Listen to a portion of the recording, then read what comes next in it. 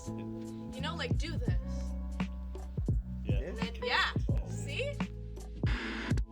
My name is Sofia Camara. I'm 20 years old. I'm from Toronto, born in Portugal, and I'm a singer-songwriter. My favorite cover would probably have to be Favorite Crime. I did a cover of Favorite Crime by Olivia Rodrigo like a year ago. I was at a writing camp here at Universal, and I was with Jay in Banks and Ranks. And I remember when I'd walked in, I had said, today we're going to write an upbeat, fast banger. And I was talking to Wid, and Wid was like, okay, I see the vibes. I had walked in and I'd said that I wanted the song to be about like leaving one last text message or one last voicemail to somebody. And we wrote it in like 40 minutes. It was very quick. And then we like hung out for 4 hours and then recorded vocals for it. Never Be Yours was the worst heartbreak. It was way worse than Without You.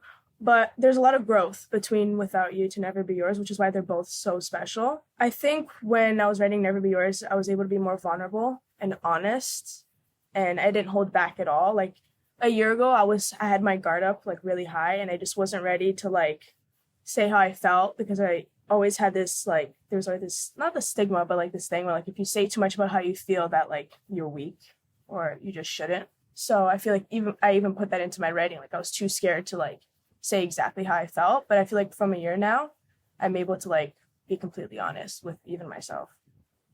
My favorite line is, I thought that I knew you, but I never knew you.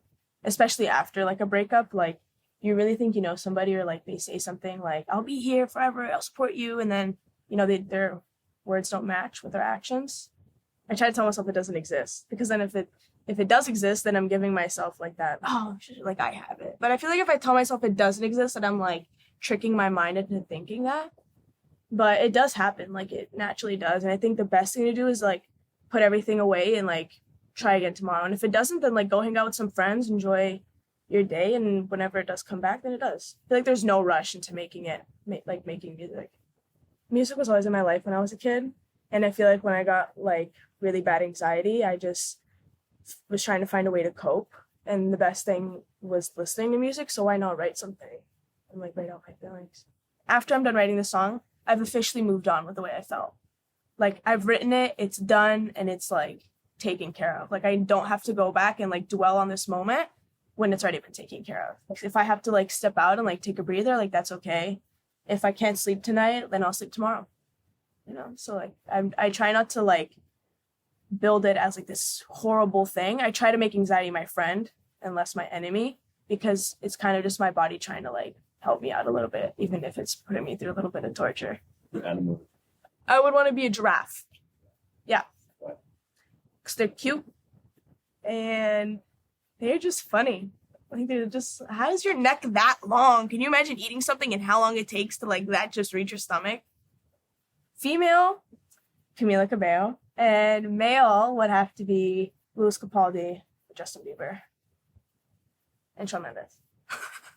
I was with my brother, and he told me it'd be a great idea if we went on a really big hill with our like crappy scooter and like went down the hill. So I did, and a rock got stuck in my scooter, and I face planted down this concrete hill.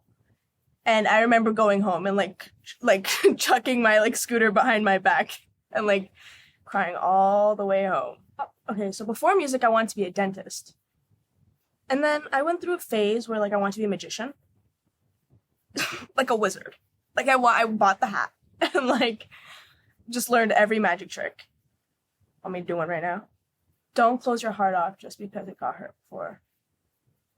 Yeah, my cousin told me that one. It means a lot to me because when I was going through like breakups and stuff, I had this like thing, was like, I'm just never gonna love anyone again. And she told me, she was like, you know, don't let one person ruin this idea of what love is, because it's a very beautiful thing, you know? And I think it's important to, you know, always have an open heart, like in everything that you do. My favorite scenes were definitely in the Blue Room. It was so hot in there. Like, I genuinely felt like my insides melting. But I think it was a lot of fun. I feel like when I was in the house scene, I was so nervous. And which is great because it really showed my vulnerability in the actual music video, like how emotional I was. But I feel like in the blue scene, it was like me just like really being like empowering this moment and like taking it in and just having fun. Like I was genuinely having fun in those scenes. Yeah. There was a lot more people in this one. Like there was everybody there.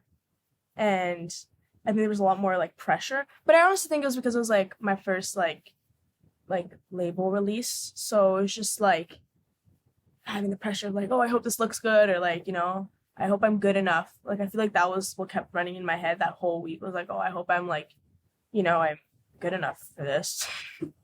When I'm looking out the window, I think it's very like, or like when I'm just like against the wall, I really took that scene in like emotionally. Like I even took a minute to step out and like cry about it for like 5 minutes.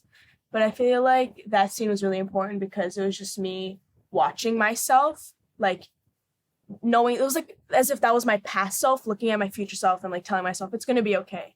And like here's to prove it. And it's like all these scenes of me just like enjoying life and having fun, even if it's sad. Like it's okay to miss someone that's no longer in your life because they no longer fit that place. You know, and it's okay for that to happen. Thank you, Rising Star, for having me today. You can now listen to my new song, Never Be Yours. It is out everywhere.